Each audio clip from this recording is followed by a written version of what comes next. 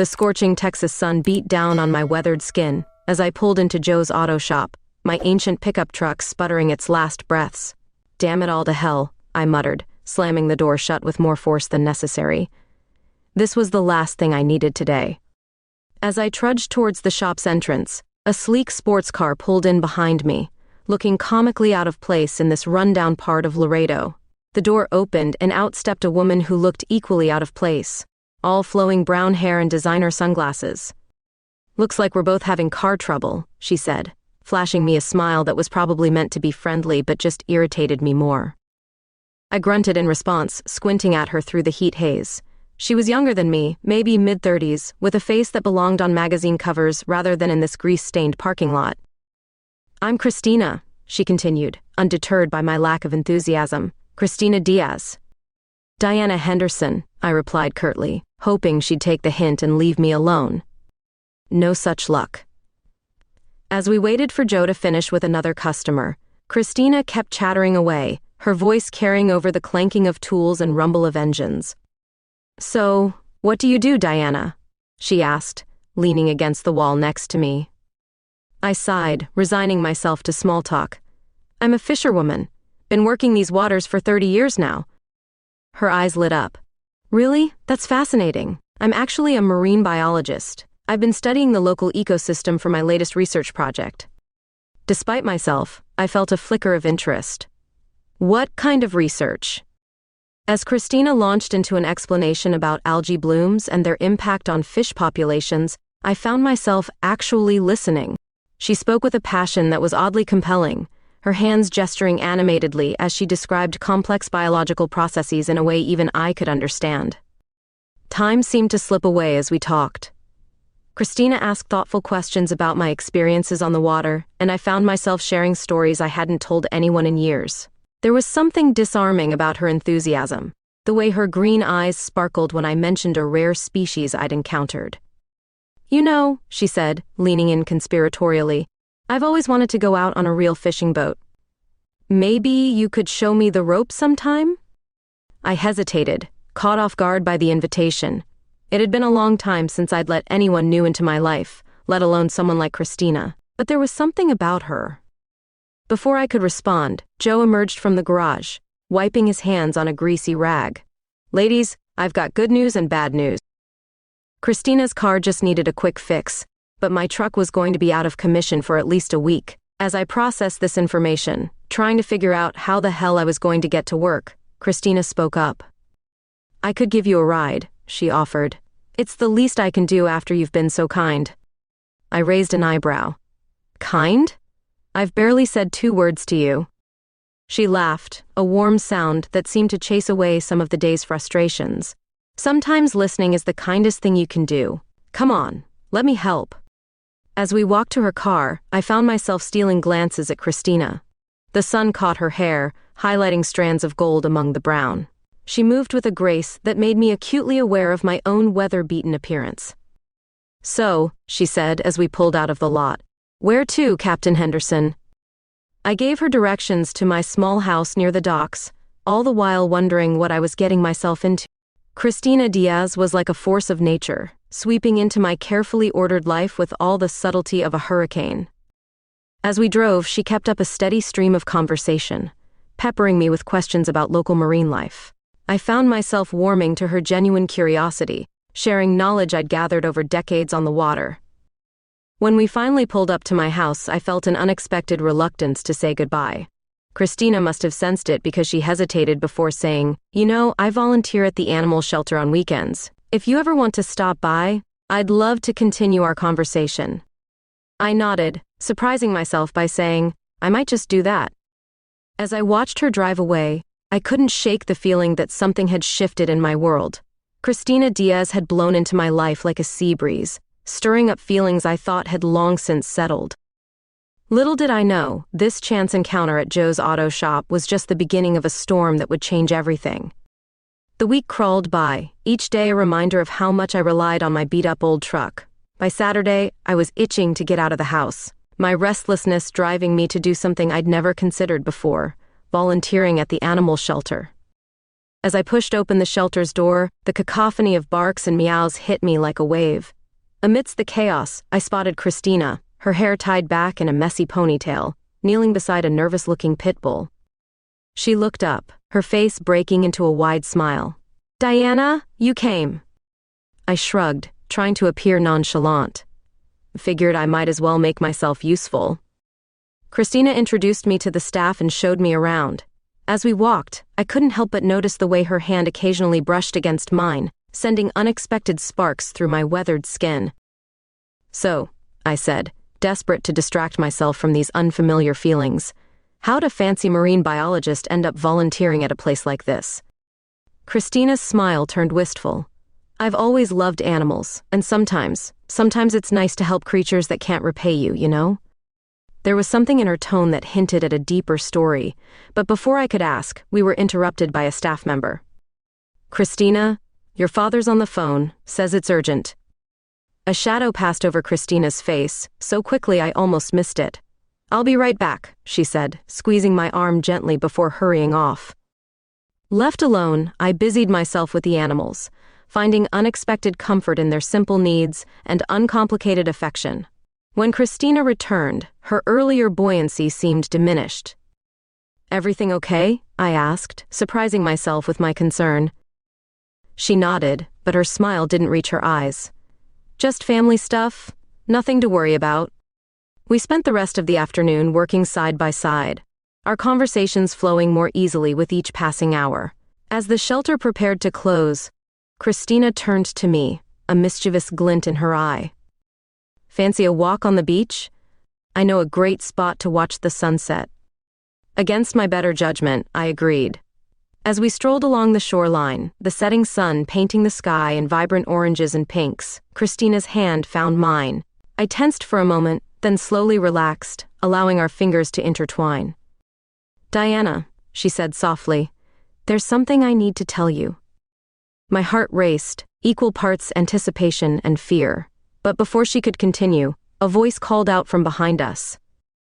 "Christina, there you are." We turned to see a well-dressed man striding towards us, his face a mask of barely contained anger. Christina dropped my hand as if it had burned her. "Dad," she said, her voice tight, "what are you doing here?" The man, Mr. Diaz I assumed, glared at me before turning to his daughter. "We've been trying to reach you all day. The press conference is tomorrow, and we need to go over your statement." Christina's face paled. "I told you I'm not doing it. I can't support this project." Mr. Diaz's eyes narrowed. "This isn't up for discussion. You have a responsibility to this family, to our legacy." As they argued, pieces started falling into place.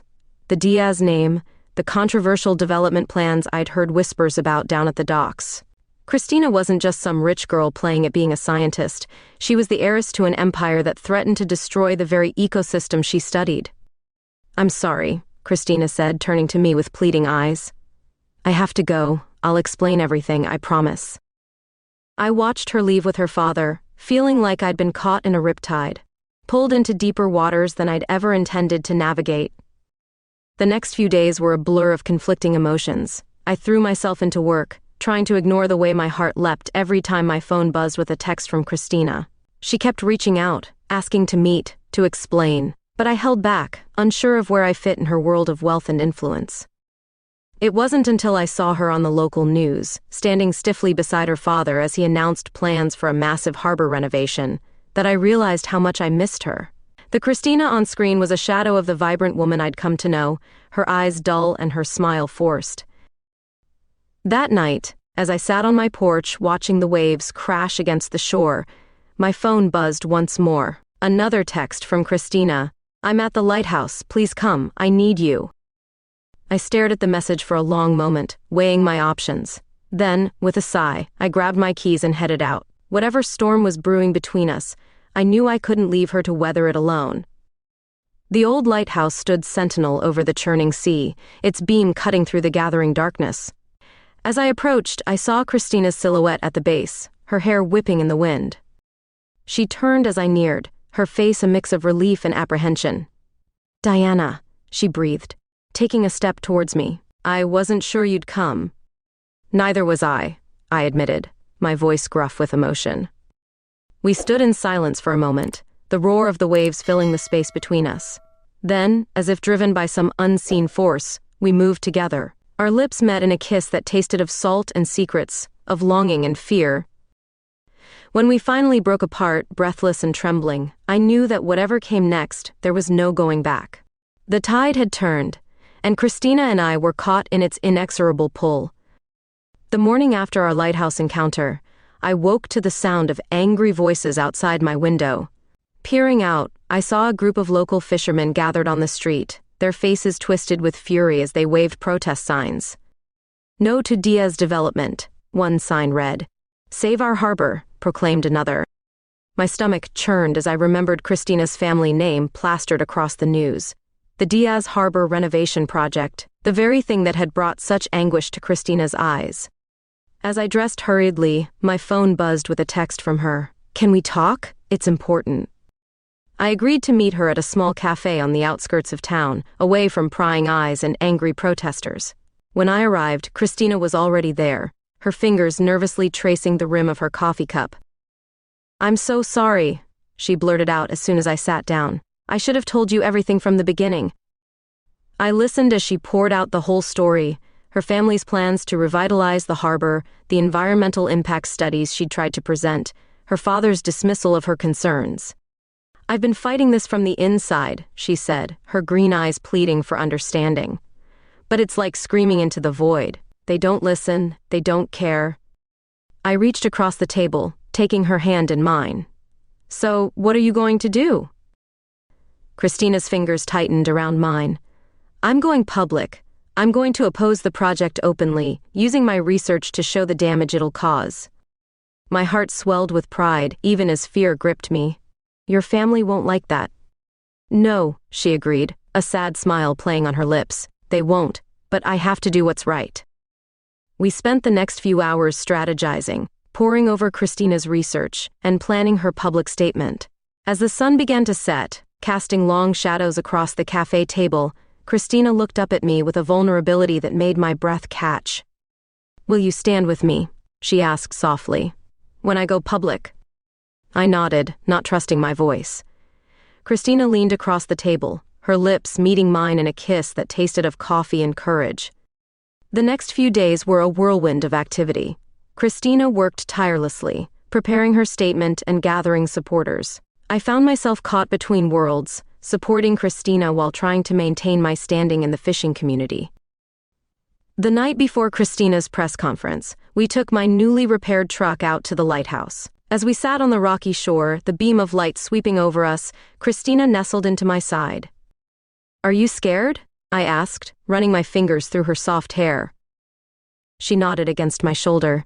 "Terrified, but also free." I turned to face her, cupping her face in my calloused hands. "You're the bravest person I know, Christina Diaz." Our kiss that night was deep and desperate, filled with all the words we couldn't say. As we made love under the stars, the sound of the waves crashing against the shore seemed to echo the beating of our hearts. The morning of the press conference dawned bright and clear. I stood at the back of the crowd, my heart in my throat as Christina took the podium. She looked beautiful and fierce, her voice strong as she laid out the environmental dangers of the harbor project. The reaction was immediate and intense. Reporters shouted questions, cameras flashed, and in the front row, I could see Mr. Diaz's face turning an alarming shade of purple. As Christina fielded questions with grace and authority, I felt a tap on my shoulder.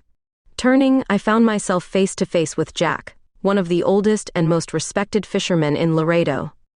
"This true, Diana?" he asked, his weathered face creased with concern.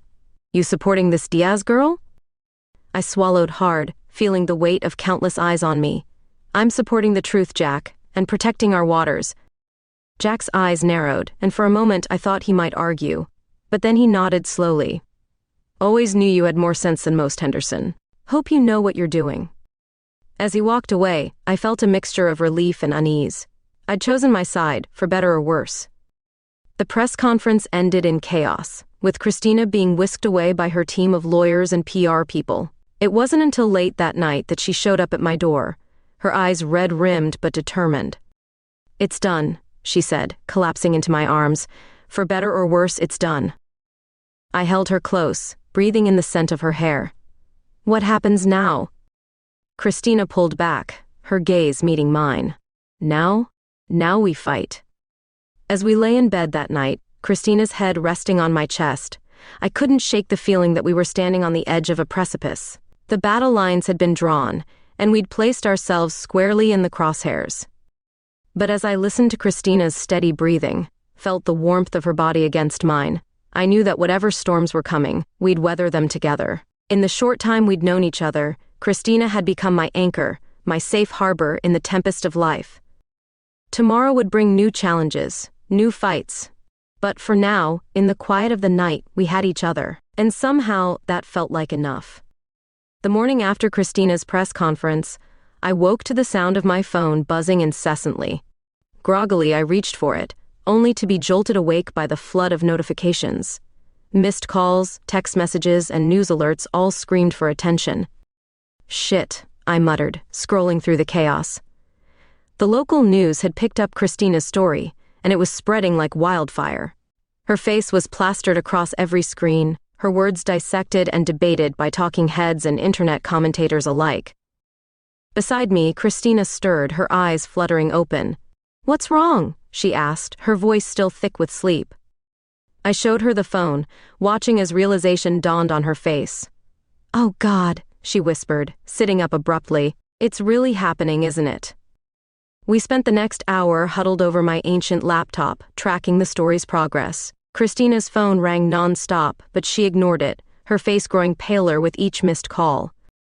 "They're going to crucify me," she said softly, staring at a particularly vicious comment thread. "My family, the media, everyone." I wrapped an arm around her shoulders, pulling her close. "Hey, look at me," I said, waiting until her green eyes met mine. "You did the right thing. We'll get through this together." She nodded, but I could see the doubt lingering in her gaze. As we prepared to face the day, I couldn't shake the feeling that our little bubble of peace was about to burst. We decided to head to the docks, hoping the familiar sights and sounds would provide some comfort. But as soon as we stepped out of my truck, it became clear that there would be no escaping the fallout. Whispers followed us as we walked, and I could feel the weight of accusing stares. Old friends turned away as we approached, and even the seagulls seemed to cry out in judgment. "Diana!" a voice called out. I turned to see Mike, a fellow fisherman I'd known for years, striding towards us. His face was a mask of betrayal and anger. "How could you side with them, after everything the Diaz family's done?" I felt Christina tense beside me, but I stood my ground. "It's not about sides, Mike. It's about doing what's right for our waters, our livelihoods." Mike's eyes narrowed. "Looks to me like you've chosen your side pretty clearly," he spat, glaring at Christina. "Hope she's worth it." As he stormed off, I felt a deep ache in my chest. These were my people, my community, and now, because of my choice to stand with Christina, I was becoming an outsider. We retreated to my boat, seeking refuge from the hostile stares. As we sat in the cabin, the gentle rocking of the waves a stark contrast to the turmoil in our hearts, Christina's phone buzzed yet again. This time, she answered. I watched as the color drained from her face, her knuckles turning white as she gripped the phone. "Yes, Father," she said, her voice barely above a whisper. "I understand." "No, I can't do that. I won't." When she hung up, her eyes were filled with unshed tears. "They're cutting me off," she said, her voice breaking. "Financially, emotionally, everything. Unless I retract my statement and support the project." I pulled her into my arms, feeling her body shake with silent sobs. "I'm so sorry," I murmured, stroking her hair. "What can I do?" Christina pulled back, wiping her eyes. Just hold me, please." We stayed like that for a long time, the sounds of the harbor fading into the background as we clung to each other. As the sun began to set, casting long shadows across the water, Christina stirred. "I should go," she said softly. "I need to figure out what I'm going to do next." I nodded, trying to ignore the pang in my chest at the thought of her leaving. "You could stay here," I offered, the words tumbling out before I could stop them. "With me, I mean. If you want." Christina's eyes widened in surprise, then softened with emotion. She leaned in, pressing her lips to mine in a kiss that tasted of salt and hope. That night, as we lay tangled together in my small bed, the sounds of the sea drifting through the open window, I felt a shift in the air between us. This wasn't just about attraction or shared ideals anymore. This was something deeper, something that both thrilled and terrified me. As Christina's breathing evened out in sleep, her head tucked under my chin, I stared at the ceiling, my mind racing. I'd spent years building walls around my heart, content in my solitude. But now, with this brilliant, brave woman in my arms, those walls were crumbling. The next morning brought new challenges. Christina's face was splashed across the front page of the local paper, the headline screaming, "Diaz heiress betrays family legacy." As we sat at my small kitchen table, poring over the article, a rock came crashing through the window. Glass shattered around us as we ducked for cover. Heart pounding, I rushed to the window, just in time to see a group of young men running away, their angry shouts fading into the distance. "Are you okay?" I asked Christina, checking her for cuts. She nodded, her face pale but determined. "I'm fine. But Diana, I'm so sorry. I never meant to bring this chaos into your life." I cupped her face in my hands, forcing her to meet my gaze. "Listen to me. We're in this together, okay? No matter what happens." As we cleaned up the broken glass, fielding calls from concerned friends and dodging requests for interviews, I couldn't help but wonder what the future held. We were caught in a storm of controversy, our lives turned upside down by forces beyond our control. But as I watched Christina, her jaw set with determination as she swept up the shards of glass, I felt a surge of pride and affection. Whatever came next, we would face it side by side. The battle for Laredo's future was just beginning, and we were at the heart of it all. But in that moment, with Christina by my side, I felt ready to take on the world. The days following the rock-throwing incident blurred together in a whirlwind of media frenzy and community backlash. Christina threw herself into her work, spending long hours hunched over my kitchen table, surrounded by stacks of scientific papers and environmental reports. I did my best to shield her from the worst of it, intercepting angry phone calls and turning away reporters who camped out on my front porch. But I couldn't protect her from everything, especially not the pain of her family's rejection. One evening, as we sat on the porch watching the sun dip below the horizon, Christina's phone buzzed with a news alert. She tensed beside me as she read the headline aloud. "Diaz heiress to make public statement against family's harbor project." "It's tomorrow," she said, her voice barely above a whisper. "I'm going to formally oppose the project at the city council meeting." I squeezed her hand, feeling the slight tremor that ran through her. "Are you sure about this?" Christina nodded, her green eyes blazing with determination. "I have to do this, Diana. For the ecosystem, for the community, for us." That night, as we lay in bed, the weight of tomorrow's confrontation hung heavy in the air. Christina tossed and turned, unable to find peace. In the dim light of the moon filtering through the curtains, I saw a vulnerability in her that made my heart ache. "Talk to me," I murmured, pulling her close. She buried her face in my neck, her words muffled against my skin. "What if I'm not strong enough? What if I falter when I see my father's face?" I stroked her hair, searching for the right words. "You're the strongest person I know, Christina, but even if you stumble, I'll be right there to catch you." She lifted her head, her eyes searching mine. Without a word, she leaned in, her lips meeting mine in a kiss that spoke volumes. As our bodies intertwined, we lost ourselves in each other, finding solace and strength in our connection. The next morning dawned bright and clear, a stark contrast to the storm brewing inside us. As we dressed for the council meeting, I couldn't help but marvel at the change in Christina. Gone was the carefree marine biologist I'd met at the auto shop. In her place stood a woman of fierce determination, ready to take on the world.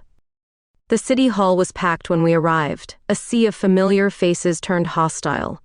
I felt the weight of their stares as we made our way to the front, my hand on the small of Christina's back, guiding and supporting her. As Christina took her place at the podium, I saw her father enter from a side door, his face a mask of cold fury. For a moment Christina faltered, her eyes meeting his. But then she straightened her shoulders, took a deep breath, and began to speak. Her voice, clear and strong, filled the room as she laid out the environmental impact of the harbor project. She spoke of endangered species, of delicate ecosystems disrupted, of the long-term consequences that would far outweigh any short-term economic gains. As she concluded her statement, the room erupted into chaos. Shouts and arguments broke out, drowning out the council members' attempts to restore order. Through it all, Christina stood tall, her gaze never wavering from her father's face. In the midst of the uproar, I felt a tap on my shoulder. Turning, I found myself face to face with Jack, the old fisherman who had confronted me after the press conference. "You were right, Henderson," he said gruffly. "That girl's got guts, and brains to boot. Maybe it's time we old-timers started listening to the young folks." His words sent a surge of hope through me. If Jack, one of the most respected voices in our community, was coming around, maybe others would follow. As we left the council chambers, Christina was immediately swarmed by reporters. I watched from a distance, marveling at her poise as she fielded questions with grace and authority. When she finally broke free, she made a beeline for me, her face flushed with adrenaline. "Let's get out of here," she said, grabbing my hand. We drove in silence, the weight of the day's events settling over us. Without discussion, I steered us towards the harbor, knowing instinctively that Christina needed the calming presence of the sea. As we walked along the moonlit shore, hands intertwined, Christina finally spoke. "I did it," she said softly, as if she couldn't quite believe it herself. I stopped, turning to face her. "You were amazing," I said, my voice thick with emotion. "I'm so proud of you." Christina's eyes shimmered with unshed tears. "I couldn't have done it without you, Diana. You've been my rock through all of this." I cupped her face in my hands, marveling at the strength and beauty of this woman who had turned my world upside down. "We're in this together, remember?" As our lips met, the crash of waves against the shore seemed to echo the tumultuous beating of my heart. In that moment, with Christina in my arms and the vast ocean stretching out before us, I felt a sense of rightness, of belonging, that I'd never experienced before. Later that night, as we lay tangled together in my small bed, Christina's head resting on my chest, she whispered, "What happens now?" I stroked her hair, pondering the question. The battle was far from over. There would be more fights, more challenges to face. But as I held Christina close, feeling the steady rhythm of her heartbeat against mine, I knew that whatever came next, we would face it together. "Now," I said softly, "we keep fighting. For the harbor, for our community, for us." Christina lifted her head, her eyes meeting mine in the darkness. "Us," she repeated, a smile in her voice. I like the sound of that. As we drifted off to sleep, the sound of the waves a constant backdrop to our quiet breaths, I felt a sense of peace wash over me. The road ahead might be rough, but with Christina by my side, I was ready to navigate whatever storms might come our way. The weeks following Christina's public stand against her family's project were a whirlwind of activity. We found ourselves at the center of a growing movement, our days filled with community meetings, strategy sessions, and impromptu rallies on the beach. Christina threw herself into the fight with a fervor that both inspired and worried me. I'd catch her working late into the night, her face illuminated by the glow of her laptop screen, dark circles forming under her eyes. "You need to rest," I'd say, gently closing the computer lid. She'd look up at me, her green eyes blazing with determination. "I can't, Diana. There's too much at stake." I understood her drive, but I couldn't shake the nagging fear that she was pushing herself too hard. The stress was taking its toll, and I could see the cracks beginning to form in her usually unshakable resolve. One evening, as we sat on my porch watching the sunset, Christina's phone rang. She glanced at the screen, her face paling. "It's my father," she whispered. I squeezed her hand. "You don't have to answer." She shook her head, taking a deep breath before accepting the call. I could hear the muffled sound of her father's voice, growing increasingly loud and angry. Christina's responses were short, her voice strained. Finally, she ended the call, her hand shaking as she set the phone down. "He's cutting me off completely," she said, her voice barely audible. "No more access to family funds, no more support, he says. He says I'm no longer a Diaz." I pulled her into my arms, feeling her body tremble as she finally allowed herself to break down. We sat there for a long time, the sound of her quiet sobs mixing with the distant crash of waves. As the stars began to appear in the darkening sky, Christina lifted her head, her eyes red-rimmed but determined. "I won't back down," she said fiercely. "I can't." I cupped her face in my hands, my heart swelling with pride and love for this incredible woman. "I know," I said softly, "and I'll be right here beside you, every step of the way." Our lips met in a kiss that tasted of salt and shared strength. That night, we made love with a desperate intensity, as if we could ward off the world's challenges through the sheer force of our connection. The next morning, we woke to news that sent shockwaves through our small community. The animal shelter where we'd first reconnected was facing closure, a casualty of budget cuts linked to the harbor development plans. "We can't let this happen," Christina said, her jaw set with determination. "That shelter is too important to the community." I nodded, already formulating a plan. "We'll rally the troops. This might be just what we need to show people the real cost of this development." Over the next few days, we threw ourselves into organizing a fundraiser for the shelter.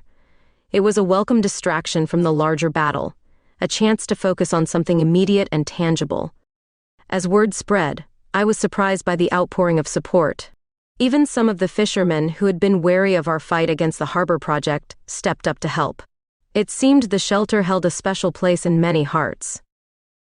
The night of the fundraiser arrived, the shelter transformed with twinkling lights and the sound of laughter. As I watched Christina work the room, charming donors and sharing stories of the animals we'd helped, I felt a surge of emotion. This was the woman I'd fallen in love with, passionate, determined, and endlessly compassionate. Despite everything she'd lost, she was still fighting, still working to make our community better. As the evening wound down, Christina found me by the punch bowl. "We did it," she said, her eyes shining with excitement. "We raised enough to keep the shelter open for another year." I pulled her close, not caring who might see. "You did it," I corrected her. "This was all you, Christina." She shook her head, her arms wrapping around my waist. "No, we did it. I couldn't have done any of this without you, Diana." As we swayed together, the sounds of the party fading into the background, I felt a shift in the air between us. This wasn't just about the shelter, or even the larger fight against the harbor project. This was about us, about the life we were building together in the face of all odds. Later that night, as we walked along the moonlit beach, hand in hand, Christina stopped suddenly. "Move in with me," she blurted out. I blinked, caught off guard. "What?" She turned to face me, her eyes serious in the silvery light. "I know it's fast, and I know we're in the middle of this crazy fight, but I love you, Diana. I want to wake up next to you every morning, face whatever comes our way together." My heart raced, a mix of excitement and fear coursing through me. I'd spent so long on my own, guarding my heart. But looking at Christina, I realized I'd already given it to her, piece by piece, day by day. "Yes," I said, my voice rough with emotion. "Yes, I'll move in with you." Her smile was radiant as she pulled me close, our lips meeting in a kiss that felt like a promise, like a new beginning. As we made our way back to my small house, soon to be our home, I couldn't help but marvel at the twists and turns that had brought us to this point. From a chance meeting at an auto shop to standing united against a multi-million-dollar development project, our journey had been anything but ordinary. But as I looked at Christina, her hand warm in mine and her eyes full of love and determination, I knew there was nowhere else I'd rather be. Whatever challenges lay ahead, whatever storms we might face, we would weather them together. The fight for Laredo's future was far from over, but in that moment, with the woman I loved by my side and the sound of the sea in our ears, I felt ready for anything. Our love had become a beacon of hope, not just for us, but for our entire community. And that, I realized, was worth fighting for. The months following our decision to move in together were a whirlwind of activity. Between organizing our shared living space and continuing our fight against the harbor development, Christina and I barely had a moment to breathe. But even in the chaos, I found myself reveling in the simple joys of domestic life with her.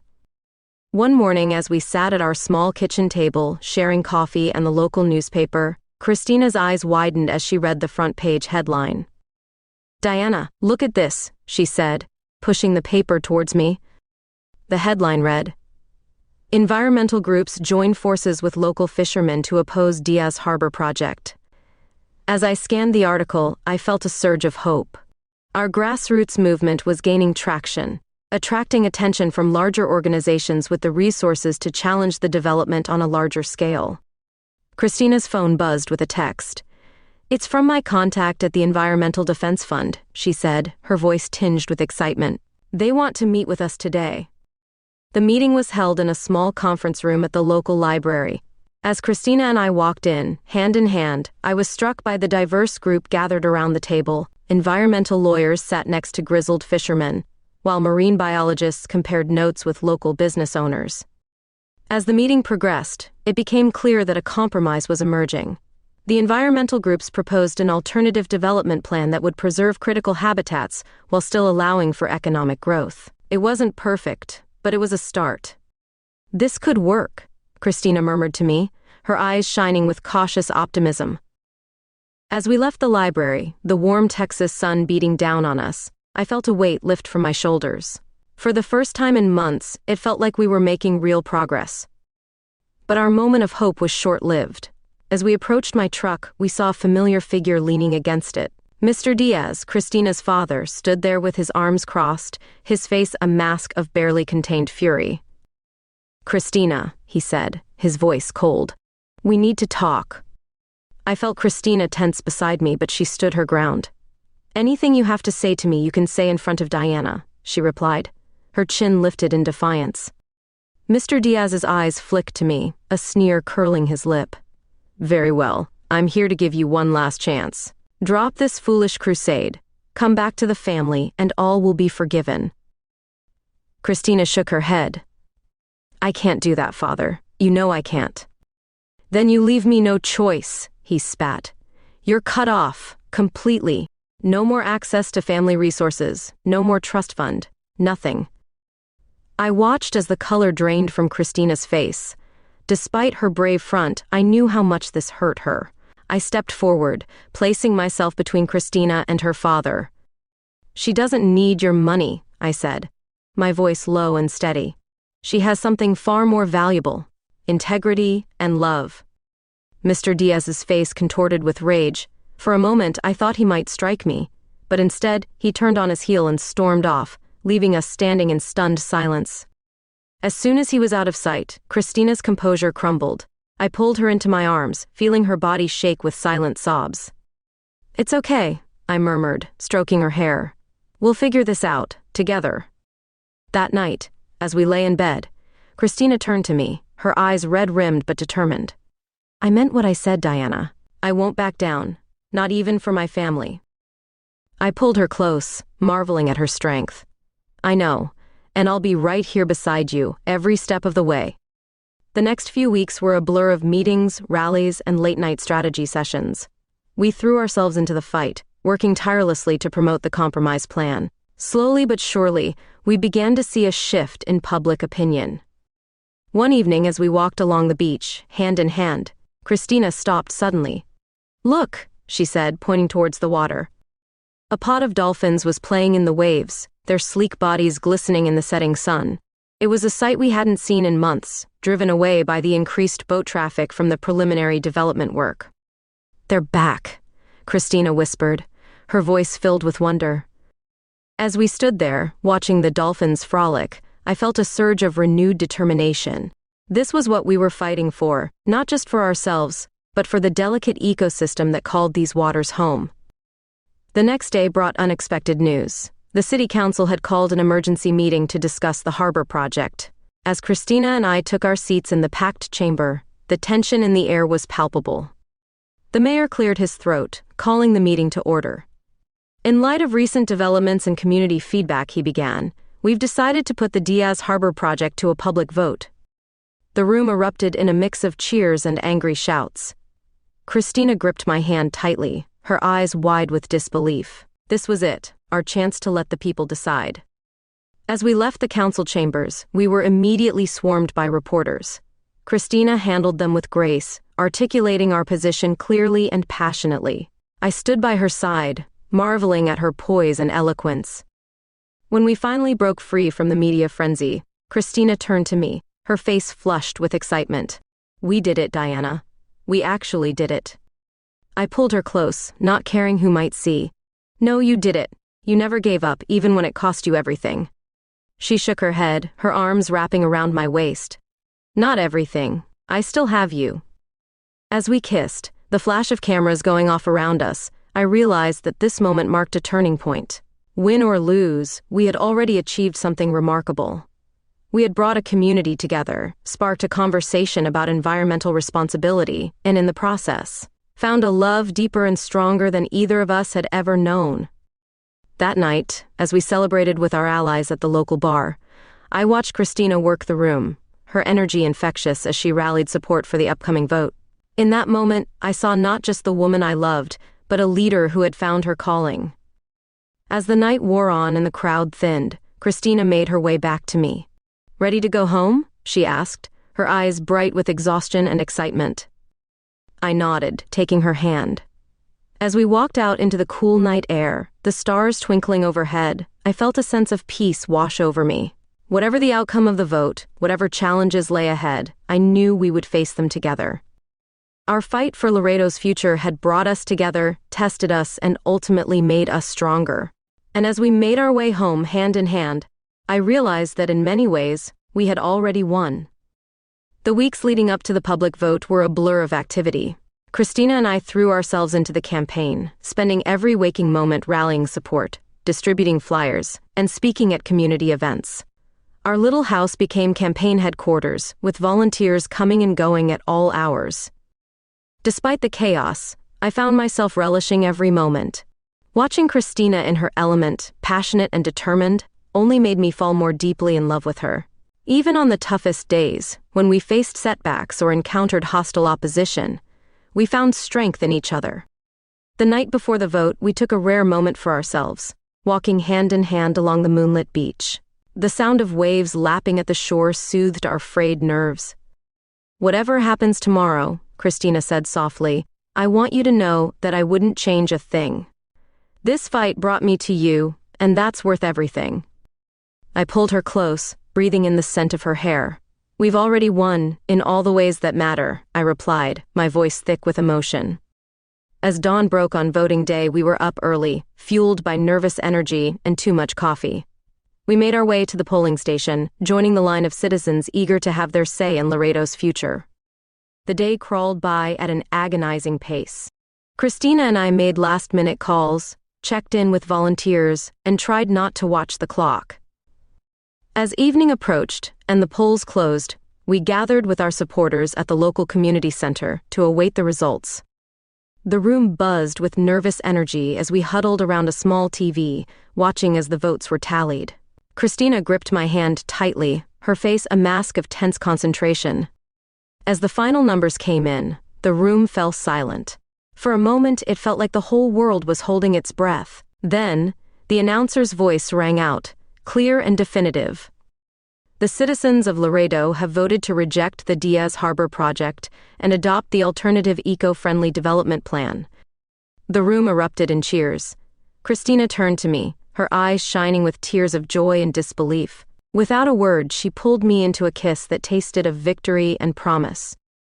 As we celebrated late into the night, surrounded by friends and supporters, I marveled at how far we'd come. From a chance meeting at an auto shop to leading a movement that changed the course of our town's future, our journey had been nothing short of extraordinary. The following weeks were a whirlwind of activity as plans for the new eco-friendly development began to take shape. Christina was at the forefront, working tirelessly with environmental groups and city planners to ensure that every detail aligned with our vision for a sustainable future. One sunny afternoon, as we stood on the pier overlooking the harbor, Christina turned to me with a mischievous glint in her eye. "You know," she said, "we never did get around to that fishing lesson you promised me." I laughed, remembering our first conversation at the auto shop. "Well, Dr. Diaz, I think it's about time I made good on that offer." We spent the rest of the day out on my old fishing boat, Christina's laughter ringing out across the water as she struggled to bait her hook. As the sun began to set, painting the sky in brilliant oranges and pinks, she finally managed to reel in a small perch. "I did it," she exclaimed, holding up her catch with pride. I couldn't help but grin at her enthusiasm. "Not bad for a city girl," I teased. As we made our way back to shore, Christina grew quiet, a thoughtful expression on her face. "What's on your mind?" I asked, cutting the engine as we approached the dock. She turned to me, her eyes serious. "I've been thinking, what if we combined our passions? A marine wildlife rescue center right here in Laredo. We could educate people about conservation, rehabilitate injured animals, maybe even lead eco-tours." I felt a surge of excitement at the idea. "Christina, that's brilliant. But it would be a lot of work, starting from scratch." She grinned, the familiar spark of determination lighting up her face. "When has that ever stopped us?" Over the next few months, our dream began to take shape. We poured ourselves into planning, securing funding, and renovating an old boathouse into our new center. It was exhausting work, but every time I saw Christina's face light up as she described our plans to potential donors or volunteers, I knew we were on the right path. The day we officially opened the Laredo Marine Wildlife Rescue Center was one I'll never forget. As I watched Christina cut the ribbon, surrounded by cheering supporters and curious locals, I felt a sense of pride and love so intense it nearly overwhelmed me. That evening, as we stood on the center's observation deck, watching the sun set over the water, Christina turned to me with tears in her eyes. "Thank you," she said softly, "for believing in me, for standing by me through everything. I couldn't have done any of this without you." I pulled her close, marveling at how perfectly she fit in my arms. "We did this together," I replied, "and there's no one else I'd rather have by my side." As we shared a tender kiss, the sound of waves lapping at the shore below us, I realized that our journey was far from over. There would be new challenges to face, new battles to fight. But with Christina by my side, I was ready for anything. Our love story had become intertwined with the story of Laredo itself, a tale of transformation, of finding strength in unexpected places, and of the power of two people to make a difference. As we made our way home that night, hand in hand under a sky full of stars, I knew that whatever the future held, we would face it together. Our love, like the tides, would ebb and flow, but it would always be there, constant and true, guiding us home,